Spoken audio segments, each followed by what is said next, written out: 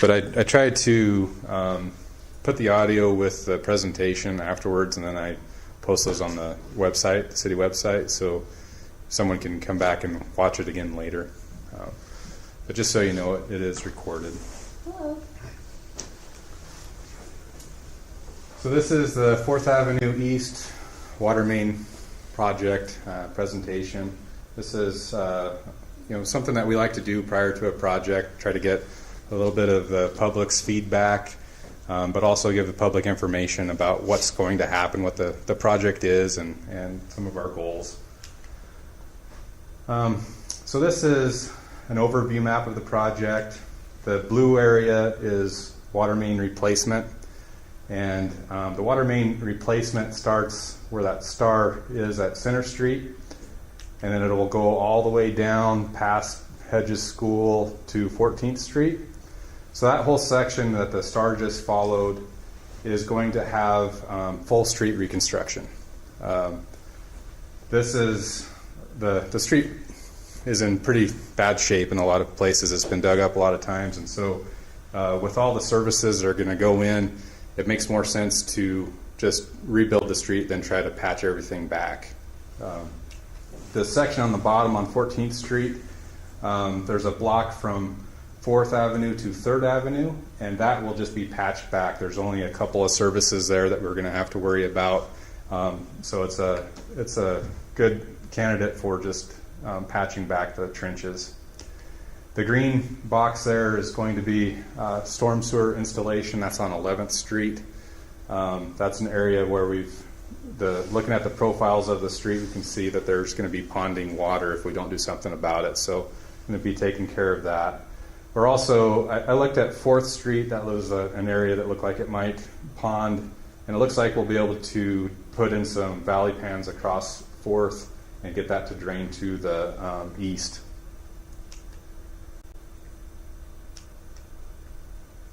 So the need for the project, this is the same picture that's over there. The need for the project really is just aging infrastructure. We have aging water infrastructure. That includes cast iron pipe. This is the same pipe that you see on the table there. And that was actually pulled off of a repair on 5th Avenue West. But the time period of that water main is similar to the time period of this water main, and it's approaching 100 years old. The problem here is actually corrosion. It's called patch corrosion. Our crews call it barnacles that build on the pipe, and they're these hard surfaces that do kind of look like barnacles, and they're actually pretty secure. But the interior pressures of the pipe cause stress on that.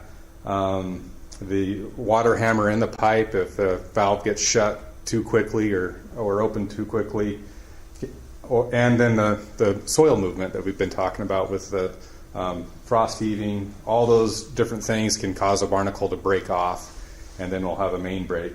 The smaller hole is actually where a service tap was. That wasn't the problem. In this case, it was a larger hole. We also have faulty valves. These valves have been in service for the life of the pipe. And back in the day, the best technology was called double disc valve, gate valve. And there's this little wedge on the interior of the valve. Those two wedges push against each other as the valve's closed and seal off the pipe. The problem with this style of valve is that there's a recess in the bottom of the valve that gets filled in with sediment and whatever, and then the valve doesn't close. So even though they're pushed apart, they don't go all the way down, and the crews can't get them to actually seal up. And they're actually built to a lower standard than the valves that we use today. With these valves, even in a new condition, when you test, you have to account for allowable leakage. So they can leak 1 ounce per inch diameter per hour. Our newer style valves are resilient wedge gate valves, and they don't allow leakage. Those older valves are tested up to 150 psi, and the newer valves are 200 psi. So we just have a better product than the older technology. Also have fire hydrants. I went through and actually looked at all the fire hydrants just the other day, and they've all been replaced at least once on this project or inside the project area. Looks like some of them may have been replaced a couple of times. Some of the ones that have been replaced are nearing design life where they should be replaced again. But the lead lines that go from the main to the fire hydrants, those are all original. And there's a gate valve on those lines as well. Those are all the dual disc sliding gate valves. So as a system, they're still old infrastructure. In the last 3 years, our crews have had 9 repairs on the mains and services on this street. So that's when we started an asset management program within the city. We've had a lot more repairs prior to that, but this is what we've got recorded in our computer system now. And then we have aging street infrastructure. This picture right here is actually stamped from the sidewalk that was on a project on 4th Avenue a couple of years ago. And it says Miracle Maker 1909. So that gives you an idea of when the street infrastructure was actually installed on 4th Avenue. It's been there a while. So the improvements that we're planning to do, this picture is actually from a project last year on 2nd Avenue East. And you can see we're installing new gate valves. That'll be on this project as well. New C900 PVC, new fire hydrants. Although that picture doesn't show it, our new fire hydrants will have Storz adapters so that the fire department can connect to the fire hydrant quicker. These valves you're talking about, are they accessible from above, from grade? Yeah, there's a valve box that comes up to the surface with a lid on it, and the crews can pull that lid off, and then they have a valve key that fits down onto the top of the valve, and then they can... Kind of like our residential taps. Yeah, similar to that, but bigger. The head on these valves are 2 inches, and I think the other ones are, a half inch or something. They're pretty small. Okay. And then we're going to be installing new services. So that includes a service saddle and corp stop on the main, new service line, which is HDPE service line, and new curb stops. And the the services will be connected inside the boulevard. So between the curb and the sidewalk is where the new services will be connected to the existing services. And then on 4th Avenue, the street will be reconstructed. This is our standard detail for a local street, and that's what we'll be using on this project. One of the big changes is curb and gutter. So the old street cross section on 4th Avenue primarily has stand-up curb or straight curb. And if you've driven around some of the older sections of town, you'll see that these roads have been overlaid so many times. Sometimes there's only this much curb remaining. At the beginning that might have been 6 to 8 inches of curb, and then it's been overlaid so many times there's barely anything. But the biggest issue with stand-up curb is that the water runs to the edge of the road because the roads are crowned, and then it infiltrates between that surface where the asphalt and the concrete meet, and then we end up with potholes there. We end up with water infiltrating down into our subgrade, and that causes alligator cracking and all kinds of issues. So it's kind of a domino effect. Curb and gutter is a much better fit for road infrastructure, and that conveys the water off the road and down the road to an inlet. We'll also be replacing this with our typical surface section, which is 4 inches of asphalt, 6 inches of crushed base, and 9 inches of select sub-base, which is also a crushed material. One important note is that the width stays the same. The street width that's out there right now is within about 6 inches plus or minus of what our standard street is for a local street. This is a typical detail of an intersection, and the reason I showed that is because we're planning on doing some ADA improvements. So any of these handicap ramps at the street intersections that don't meet ADA requirements right now will be replaced with ramps that do. And that's a federal requirement. Whenever we do road improvements, we're required to improve the ADA at intersections. We're also going to be increasing the radiuses or radii of the curbs at corners. A lot of the radii right now are about 6 foot radii, 6 to 9 feet. So So it's pretty tight. Get a lot of people driving over the curb when they're trying to make corners, and so this gives a better turning radius for cars. So because we're looking at some funding for the project, we needed to go look at environmental impacts. And so some of the things that we looked at was floodplain data. So you can see our project in the blue there. The flood zones or floodplains are in red, and we're well outside that. We looked at wetland data, which is actually these blue areas. These are all available from state websites, and we just pulled the data in. And we're outside of any wetland areas. We looked at water wells as part of our analysis, and there weren't any effects on water wells, either public or private. We also looked at historical sites. So according to the Montana Register of Historic Places, there's 2 sites. Cornelius Hedges Elementary School is listed by itself, and then the Kalispell East Side Historic District. So the project will front Hedges School, and then it basically bisects this East Side Historic District. There's this is a list of all the houses that are in the Montana Historical Architecture Inventory. So you might have a house listed in there, I don't know. The State Historic Preservation Office says anything over 50 years of old is a candidate for that program. So we sent letters out to the DNRC, Fish, Wildlife, and Parks, DEQ, the SHPO, and others.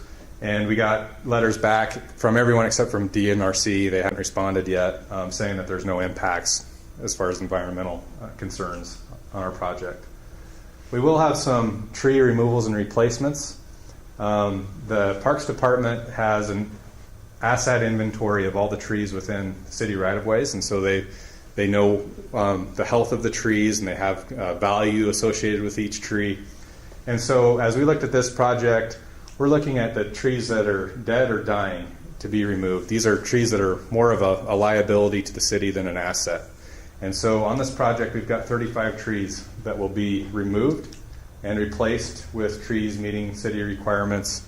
Fred is here from the Parks Department, and he is working with us to provide us some information for our specs that will give the contractor on how these need to be planted, the size, the species, and all the requirements that need to be met for the tree plantings. So construction impacts, for those of you that live on the project, the new main will be constructed parallel to the existing main. So what that means is that the main can be left in service. The existing main can be left in service during the project, which is a benefit, because the other alternative, if you have to replace it in place, then the contractor has to figure out a way to provide temporary water. You'll have more interruptions on your water service. But because we're able to do that, we're able to leave that main in service while the new main's being installed and disinfected and tested. And then you have limited impacts as we make the connections. And those connections will be noticed. The contractor will give you a little reminder, hey, in the next 2 days we're going to be making service connections in this area. And so expect a disruption in service at some point in the next couple of days. Typically that disruption is very limited. It's just a matter of the contractor cutting off the old service, crimping that down, and then coupling the new service and turning the valve on. So those, typically 15 minutes of service on the actual connection time. So they're not actually going to be digging up the boulevard to make that connection or anything like that? They'll be, yes, they will. They're taking the service from the main to the boulevard area, and they'll connect into the existing service inside the boulevard and putting in a new curb stop there. If we have underground irrigation in there, would they be sensitive to that? Yeah, I would suggest once you see the crews getting close that you mark your sprinkler heads. The contractor is required to reconnect those and replace anything that's damaged during construction. So whatever's flagged, that helps the contractor avoid that.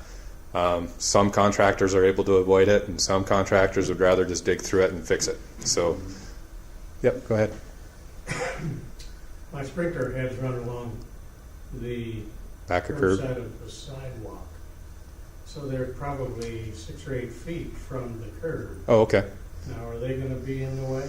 They shouldn't. They're going to be replacing the service up to pretty close to the sidewalk. So where they make that connection to your existing service, they're going to be digging down next to the sidewalk, but pretty low likelihood of an impact on your sprinkler heads. I guess we can mark them, but if they're that far from the curb, I bet they might be out of harm's way. Yeah. Sometimes we'll have a sprinkler system that goes along the back of the curb, and that's kind of a different scenario where they're pretty likely to be impacted because the curb's going to be replaced, and typically there's 6 to 12 inches of area beyond the back of the curb that is removed. So if your sprinkler head's right at the back of the curb, there's a good likelihood that that's going to be, removed during construction. That'll have to be replaced. So, but locate those with little flags if you can, or spray paint them or whatever, so that the crews can see them. They're pretty mindful of that sort of thing because they're required to fix them in the end. Alley accesses will be unaffected. Access to the properties will be restored at the end of the work days. So if you have a driveway access off of 4th, the contractor is required to provide that access by the end of the workday and then over the weekends. There's going to be times, I say that, but there's times where we have to work with the contractor to close a street off, maybe for a weekend, say as they're getting close to paving. They have everything to grade. We might not allow traffic through there until that pavement's down, because otherwise you're having to ramp up at all the intersections and all the approaches, and you end up with issues on your base, the crushed base. So there's certain circumstances where we'll work with the contractor to keep a road closed, but in most cases it'll be open. So traffic is going to be running down 4th Ave during the whole project? Well, we'll get to that here in a second. Okay, Yeah. and parking, I guess, has got to be affected on at least one side of the street. Yeah, we can't really direct the means and methods of a contractor. We can give them standards that they have to meet as far as quality and products and that sort of thing. But if we start telling them how to do their work, we can get in trouble. So the contractor, it really depends on who the contractor is. If they're a smaller contractor, they might have one crew working from one end to the other. If it's a big contractor, they might have multiple crews and different portions of the street blocked off at one time. So it really depends on how the contractor will work.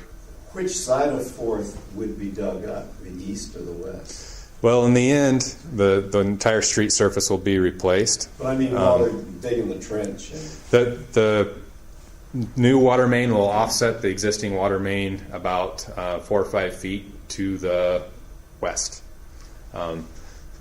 So we have to maintain separations from storm manholes and sanitary sewer manholes to meet our DEQ requirements. So you have to maintain 10 feet of separation between those structures and mains. But there is enough room because of where that main is located that we can put a parallel main just to the west of it. We want to provide enough cushion there that the main doesn't blow out in the side of the trench, because it is old. When they're doing the work, we don't want vibratory impacts to cause the main to break loose. Any of those barnacles to come off. So, but it really just depends on who the contractor is and how they're going to progress. Typical construction times. This is a contractual requirement, Monday through Friday, 8 a.m. to 7 p.m. We don't allow equipment to run prior to that or after that. Again, there might be circumstances where we'll work with the contractor if there's a critical tie-in that they're working on, they haven't gotten it completed. We may stay until 9 or 10 o'clock at night trying to help them get that completed so that the service can be restored. That's not a typical thing. The typical thing is 8 a.m. to 7 p.m. And that's what I was just saying there. So traffic changes. This might be some comment generating section of the presentation. So 3rd Avenue East is currently a one-way southbound. Prior to the start of the 4th Avenue project, we will be converting that into two-way traffic. And part of that will allow detour traffic from 4th onto 3rd. This is also according to our Kalispell Area Transportation Plan's recommendation. It's a proposed project or recommended project. Similarly, 4th Avenue East is a one-way northbound, and that will be converted to two-way traffic by the completion of the project. So when the contractor pulls out of there, both of these roads will be two-way. Permanently. Thank you. Is there a time element when they expect the project to be completed? Yeah, and I'll go through the timeline at the end here. When was that decision made? It's actually been a recommended project since the 2006 transportation plan that was updated in 2008. And then we had a work session on that. Was it a year, maybe a year and a half ago with council? And that presentation's actually, I did save that, and it's on the city's website. So if you go to kalispell.com, Public Works, on that main page at the bottom, there's a video of that entire work session where we discussed that. We got public comment during that time, and then recommendation from council to move forward with it. So, so we can talk about that. Well, are there any compensating changes elsewhere on the east side? Nope. It'll. We're just stuck with two-way traffic there and no Yeah. And other alternatives. yeah, and we'll look at that a little bit here in a second. So according to that transportation plan, this is in line with neighborhood goals, which I've received a lot of neighborhood response and support of that. There are alternative routes available, and this will mimic other neighborhood streets within the city. This point is pretty much the same thing. So if you go over to 2nd Avenue East or 5th Avenue East, it's the same street cross-section. Both of those streets allow two-way traffic. Both of those streets allow parking on both sides, and this will mimic those. I wanted to spend a couple of minutes here and go back to some of those slides that we presented previously to council and that work session that's on the website, and talk about what was recommended and why. Currently, both 3rd and 4th are classified as minor arterials. So you can see the purple here. I think that's purple. I'm colorblind. I think that's purple. Those are the 3rd and 4th Avenue. They're called minor arterials, and minor arterials are anything that's not a principal arterial. So the principal arterials are the highways, basically, that go through town. Minor arterials typically connect to principal arterials, and so their connection is made on the south side through 11th Street, and on the north side they just extend all the way to the highway. Typically, minor arterials don't go through residential neighborhoods. They're typically in commercial areas, and so a more typical minor arterial would be 3 Mile Drive or Meridian Road or Center Street. Kalispell has some non-typical streets, and these are currently meeting that classification. According to that study, the average annual daily traffic on 3rd Avenue ranged between 3,100 and 4,100 vehicles a day, and on 4th between 500 and 2,200 or 2,300. And that's shown here. So this is a figure out of that transportation plan, and those are the numbers. There's a midpoint on both streets that are between those ranges. The transportation plan also looked at the level of service, and the level of service is based on the delay at an intersection, looking at all the turning movements at an intersection. So it's similar to a report card in the A to F, except for there's an E in here too. So A is the best level of service, and F would be the worst. During that report in 2008, Third Avenue had an A and B in the morning and a B and C in the evening on all of its points. And Fourth Avenue, A and B in the morning, A, B, C, and F in the evening. And so this is the figure from the report that looks at all those level of services at intersections. The circled ones in this slide are from Third Avenue, and the left side is the morning level of service, and the right side is the evening level of service. And this is Fourth Avenue, and so you can see there's this one F on there, and that's at 2nd Street. And I think, I'm not sure, we don't have all the background material for that report, but I'm thinking that has to do with the school. The buses coming up 4th, and when 2nd gets busy, that level of service drops pretty quickly. Or the delay increases, I should say. Running speeds on 3rd and 4th. Running speeds defined as the actual vehicle speed while the vehicle's in motion. It doesn't include delays at intersections as while they're moving. Running speed can be an indicator of the possible need for traffic calming. When you look at 3rd and 4th, they're actually not bad as far as speeds go. The green slows down for the school zone. Yeah. Seriously. Yeah, and I don't know if the school. I don't really know if the school zone was defined at that time. I'm not sure, but it's shown as between 15 and 24 for that entire length of both of those streets. And this is that's the green there. This is the morning. That's the same condition for midday as well as evening. So there's nothing that's a real red flag as far as vehicle speeds. We did get some traffic speeds last year in a couple of locations, one in front of 725 4th Avenue East and one in front of 933. And the average speed for the 725 was 20 miles an hour, and for the 933 was 18. 95% of the traffic at 725 was below 26 miles an hour, and in front of the 933, 95% was below 23 miles an hour. If you go through these tables, you'll see there's one or two wackos out there that are driving much beyond that. Yeah, you can see just on this first page, there's one between 34 and 36. I know I saw one that was in the 40 range. So there's going to be some people that throw off the statistics for the rest, but overall the speeds aren't outside what we'd expect for a local street. MDT data for traffic, they have on their website. You can go in, just type in traffic counts, and they have an interactive map. And so these are points from that. The most recent data they have on their website is from 2015.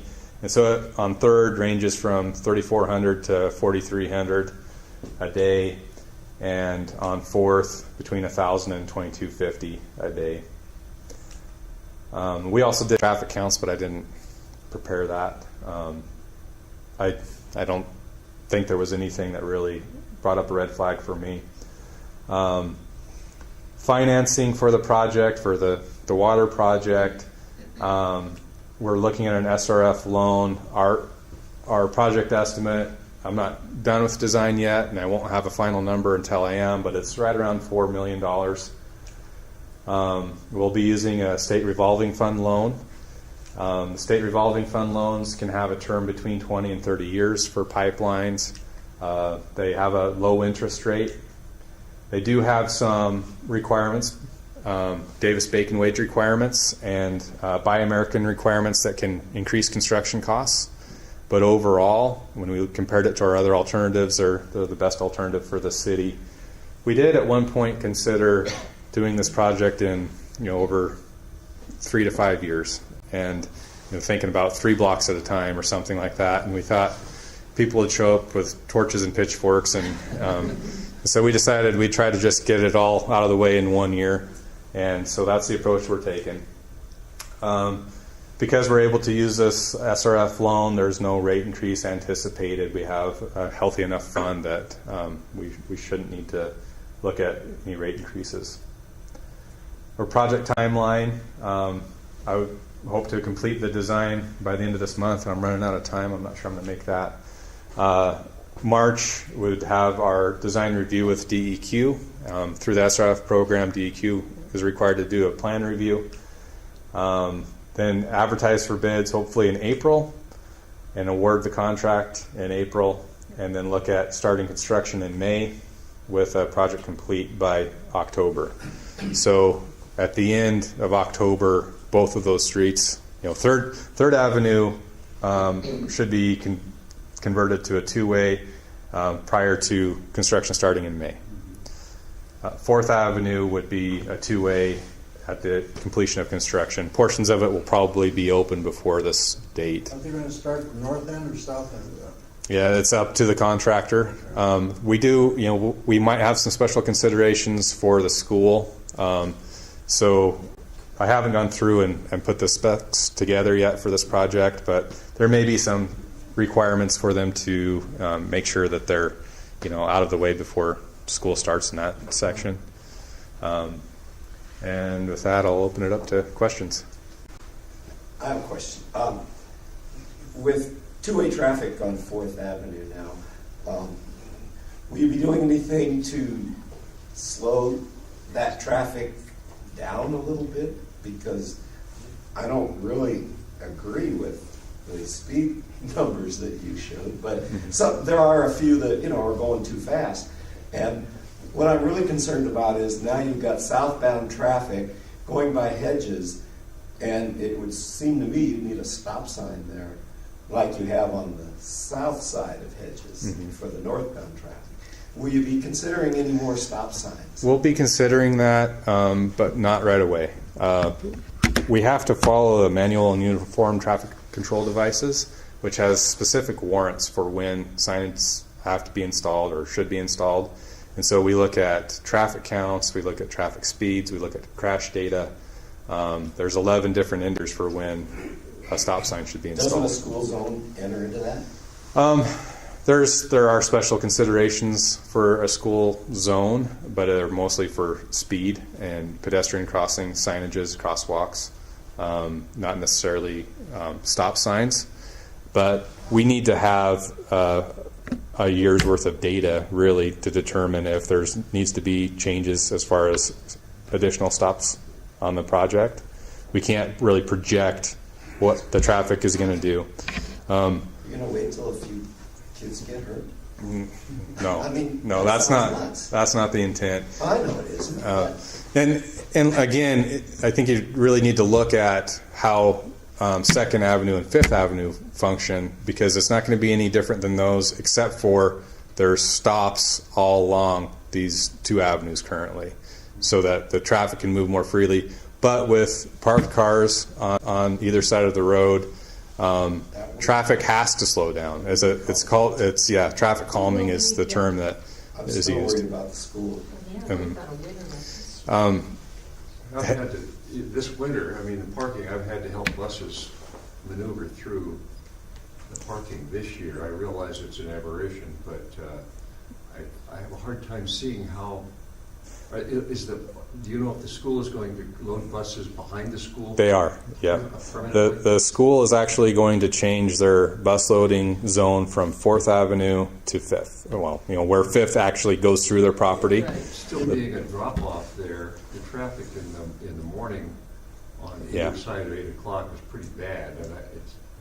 And we haven't had a chance yet to sit down and meet with them, so we're going to go through it in detail to see kind of what their plans are. I walk my dogs over there all the time, and I noticed this week that the buses were in back of Hedges School. Yeah, that's Yeah. because Yeah. they couldn't get between the parked cars that people were dropping off their kids. It's the first time I've ever seen that, and they've had the parked cars problem. And that was really since initiated. 2007 or 2000. That's Yeah. going to create its own set of problems, because Yeah. that's where all the kids are gathering in the morning. Yeah. That change in the drop-off zone was actually initiated by this upcoming project. We've been communicating with the school, and we realized if they continued to use 4th, there wasn't room. The buses are just too wide and cause some sight visibility issues.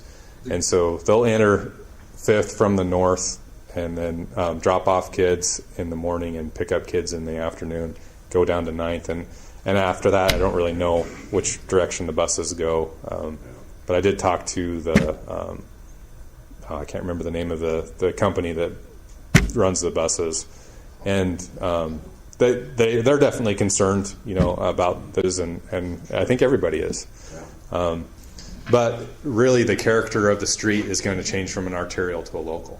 And So what you'll see is it'll probably be a little more congested at the beginning, and a lot of those people will change their routine, and they're going to move to a different street. And that's why it takes about a year for people to change their routine, and then we do the traffic studies to see if maybe we do need a new stop sign in a different spot to help that. and that's For now, there's not going to be any change in stop signs on either avenue. the only changes are going to be where there's currently like a 9th that you brought up. We're going to have to add a stop sign on the north side of 9th because we're going to have, that's a stop. Well, there's enough people going the wrong way anyway. that, Need it right now, huh? you should have one down. Next week, you'll be right. So I Yeah. have a question about the abandoned main. Okay. Is it going to impact the new street levels or anything just being abandoned and deteriorating under there? It's not going to. Yeah. Most of our projects we abandon the main. There's really no impacts. It's cast iron. You can see on this piece of cast iron that the inside of the pipe is actually in really good shape. The thickness of the pipe is actually good, except for where these barnacles ended up. And so there's really not, even if they collapse, or such a small area, and they're so far below the surface, you wouldn't even notice. How far down are they? These ones they vary between about 4.5 to 5 feet, which is one reason that we wouldn't be able to use something like pipe bursting to replace this main, because the new main has to be at least 6 feet of bury. We don't allow it that shallow anymore. Go ahead. Maybe there's something I don't understand about this, I'm sure there is, but it seems to me that two-way traffic requires more width than one-way traffic, because they have to pass each other, and they have to get around the parked cars and all that. Yeah. So why is it that you're changing to two-way traffic when you're going to occupy part of the street for the construction itself? I mean, you're going to disable, 5 or 6 feet of the street surface? Probably That's while two-way traffic on It the would be two-way until all that's done. yeah during The two-way is going to start on third. On third. Yeah. Only on third. Yeah, but the project's on 4th, and while the contractor's working in a section of street, that street will be closed off until the end of the workday, and then it'll be reopened. But it's and 4th won't be really converted until it's completed. So there might be sections of it that have gotten paved, and they might open that up to two-way traffic. Again, it kind of depends on how the contractor works, but. I think people don't have to worry about speeders on two-way streets with a lot of parked cars. Yeah, You just simply have to slow down. that's exactly it, and that's That's one of the disadvantages of two-way streets as far as I'm concerned. I think Third Ave is a wonderful boulevard for efficient. That's because you don't live on it. Well, I live on Fourth, yeah. and I don't object to any of it. But anyway, there's no getting around that the traffic's going to slow down a lot Yeah. when you have two-way traffic. Yep. If you get a big SUV parked on either side and two SUVs meeting each other, it ain't going to happen. Yeah. Well, and that's the same situation that you'd have on Second, and what cars do is they Nobody wait. uses Second now. Yeah. So hopefully that will, maybe that'll have an impact on 4th or 3rd. Yeah, and I think really it's going to change from through traffic to local traffic, and that's really the intent of a local street. Probably to First or over to Woodland. Yeah. Back on Main. Back to Main, yeah. And I'd encourage you to look at that video that we have on our website, because we did look at some of the routes that traffic could possibly go when these are converted. But yes, the speeds will have to decrease, and that's it's basically traffic calming. If we didn't allow parking on the street, you would have the same. It'd still be an arterial, and you'd have the higher speeds. So by allowing the parking on the street, you really create that neighborhood effect for the street. Yes. I have a question about the service and the curb stops.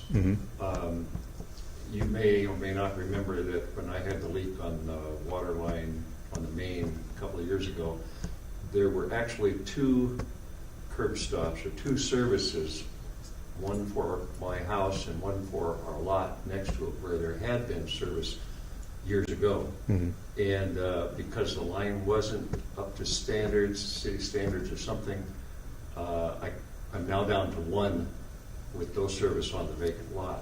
When you put in the new ones, can that be replaced? Am I going to have to pay $5,000 or whatever it is to have that one restored that was there on the property before? That's a good question. You know, I don't know, do you have any input on that? Did you work with Joe Schrader on that? The utility superintendent? We'll probably just have to speak with you about it and get a little more detail on it. But we'll work through it. So is it 2 separate parcels? Yeah. Yes. And you're wanting a separate service for that other lot in case you develop it or something? It was there, and we talked building on it, and so that would be the issue. One other question, in other construction projects like storm sewer, they use the boulevard lot, or the verge, whatever you call it, for storing Materials? materials and equipment and so on. And is that going to happen again?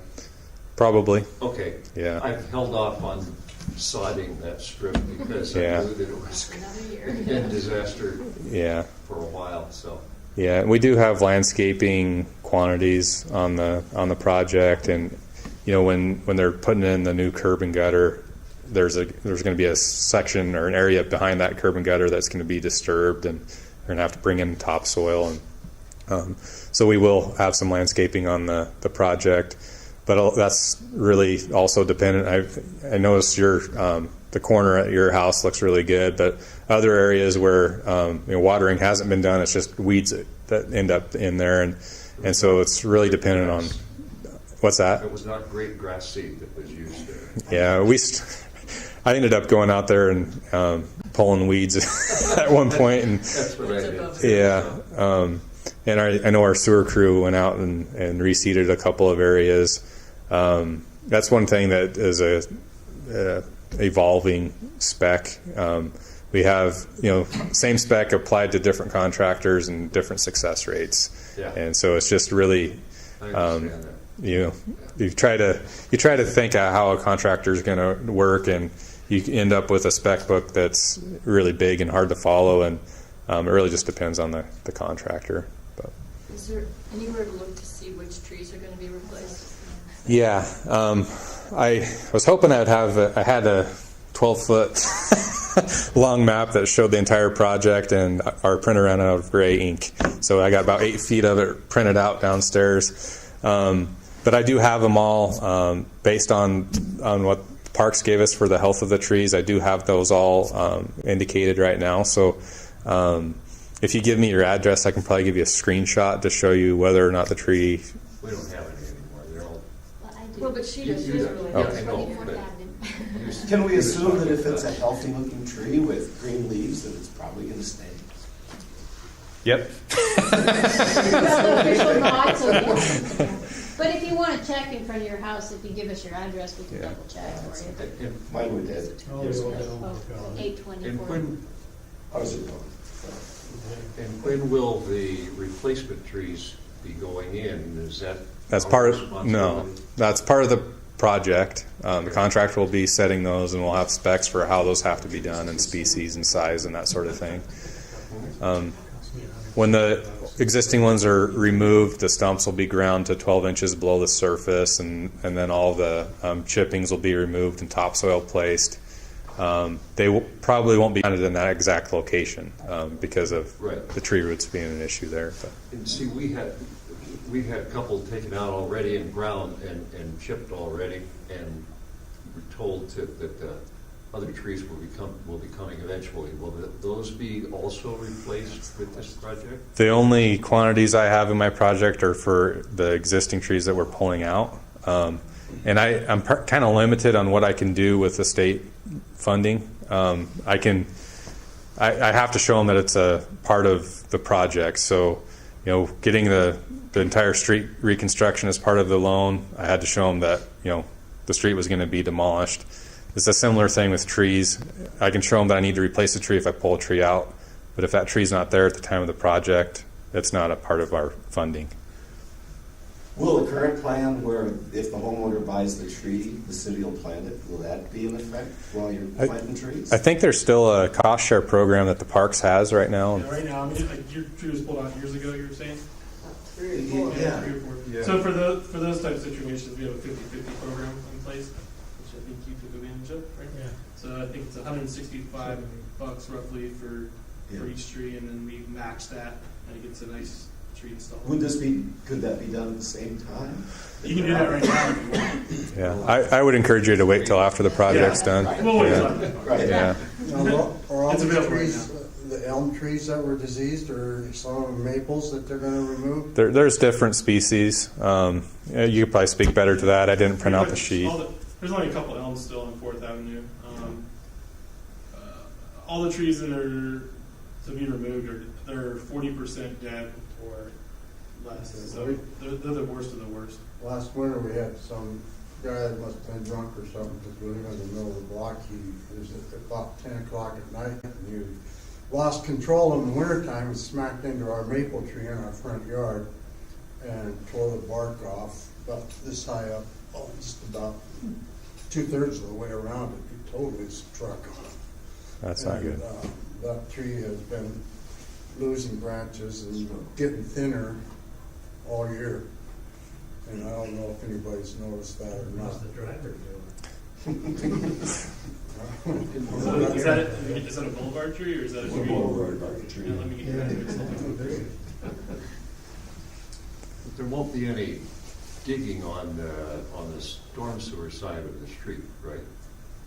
Well, Except for where the fixing services are coming across, Yeah. and then the curb and gutter installation, and a lot of our experience has been a lot of these tree roots are fairly shallow, and then they hit that straight curb and pop down underneath it. So the tree roots grow right up next to the curb and go down. So we have a tree permit that's required for our contractors. They have to work with parks and learn what needs to be done so that those roots can be cut and not cause disease in the tree. So straight cuts, not ripping the roots out, that type of thing. Anything that's within the drip line of a tree requires a tree permit for the construction. So about everything in the right of way is in drip line. So, or at least where there's trees. So. Is there any other questions? I have one more. I live near the top of the hill on 4th, and a few months ago we were getting gurgling coming up, in our toilets and things, and I was told that it's because people down the hill have blown out their sprinkler systems. And so you came out and purged at the fire hydrant, and I guess purged the air, and the problem seemed to go away. Will there be any kind of a check valve in this new system to prevent that? No, there's not. What you would need would be an air release valve, and those, they're not. They're more. They cause maintenance. They're maintenance issues. So what we tend to do is we'll locate a hydrant near the high point, and that's how we'll take care of the air. Really shouldn't be. I don't know why there would be air entering into the water system when a sprinkler system is blown out. I would think the sprinkler system should have a check valve. There should be a backflow preventer on the sprinkler systems to prevent that. Well, there's So, probably not. And yeah, air pushed into it. yeah. Does that happen every year? No, it was just this one year. And it might just be that over time, that area is at a high point and air will accumulate there. Yeah. So if that occurs, we'll just need to add that into our maintenance program so the crews can know, hey, every 3 months I need to go flush this hydrant for a little bit and get the air out. I wouldn't add It's it. not that frequent. It's not that. Okay. twice, it seems to me, in the 12 years I've been living there at the corner of 4th Avenue. No. Street. We have a regular maintenance where we go out and flush hydrants annually, so it's really simple to add a new hydrant on there just to make sure it doesn't happen too. So we'll check and see. That's right at 4th, you said? 4th Street? Fourth Fourth one? and Fifth Street. Oh, 5th. Fifth Street, Okay. Fourth So right at the top of the hill. Avenue. Right. Okay. Okay. Anything else? Very interesting. Thank you. Great. I do have cards up here. Feel free if you think of something later, send me an email, give me a call, however easiest for you. And like I said, please do go to the city website and look at that video on the traffic, because I think that was more in detail than what I just shared a few slides out of that presentation tonight. But I did refer in that presentation to some other studies that have been done for street conversions and what you typically see when they're switched from one-way to two-way. So, And we'll be sending out PSAs, kind of updating with the schedules and how things are going to be progressing and everything. So we try to make sure the public is informed as we move forward. So. Sounds great. all right. Thank you guys for coming. Appreciate it. Thank you. They don't pay. I do. But I tried to